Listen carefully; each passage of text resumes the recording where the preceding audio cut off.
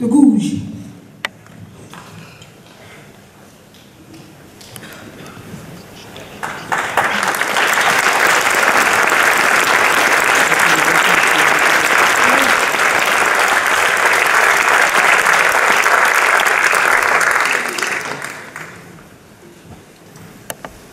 Où sommes-nous? Dans un opéra.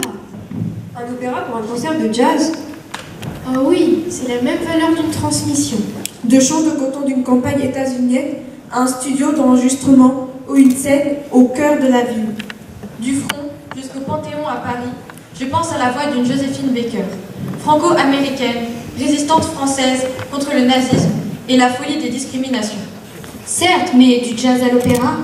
Gertrude Melissa Nix Prygett, alias Marinette, celle qu'on surnomma la mère du blues, aurait bien ri avant d'entonner son répertoire.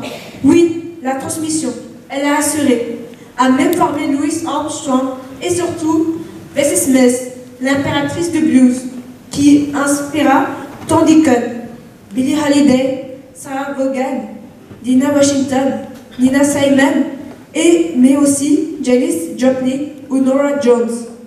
Transmission de lutte aussi, car si Marinette naquit le 26 avril 1886, elle traça bien une voie pour ces femmes du jazz d'aujourd'hui. Marinette, ou comment naître femme noire, libre et musicienne dans une société où personne ne veut de cette réalité. La recette de Marinette fut simple. Exister et espérer sont déjà un triomphe. Malgré l'ignorance, la violence, l'addiction et ses substances, malgré l'injustice, l'art pour transmettre la vision d'un possible, où la voix de Marinette, femme compositrice, fut écoutée dans une société où elle n'avait pas le droit au vote.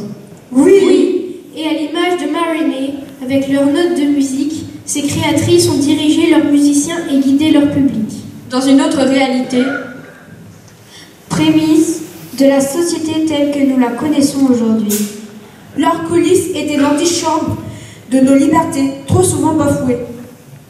Mais leur scène, le temps d'un spectacle, était éclat, lumière, partage. Ce que sont les vies libres et universelles. Quand règne l'art de faire pour l'harmonie. L'harmonie à laquelle nous aspirons encore. Oui, Marinette ne sera jamais modée. La mère du blues, morte en 1929, fière de son corps, de ses souffrances, de sa voix, de ses fêlures, de ses amours, rit encore sur le timbre de la poste à son effigie inaugurée aux États-Unis en 1994. Elle rit encore dans un film à succès, en streaming sur l'internet de ce 21e siècle.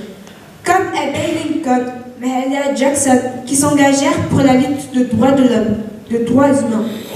Comme Mary Lou Williams, Etta James, Juliette Gréco, qui transcendèrent le jugement. Comme Ella Fitzgerald et son héritage, comme Purafé, comme Toshiko Akiyoshi, qui franchirent les frontières. Frontières géographiques et musicales aussi. Quand Dorothy Dandridge, qui chantait le jazz sur les routes avec Etta James, marqua les esprits dans une adaptation cinématographique en anglais de l'opéra classique Carmen, par Eto Preminger. Elles sont nombreuses et ne peuvent certainement pas toutes être citées. Mais le message est celui du jazz. Existons, créons, improvisons pour embellir nos partitions de vie dans l'ensemble. Écouter ou en faire, c'est vivre leur jazz. Musique.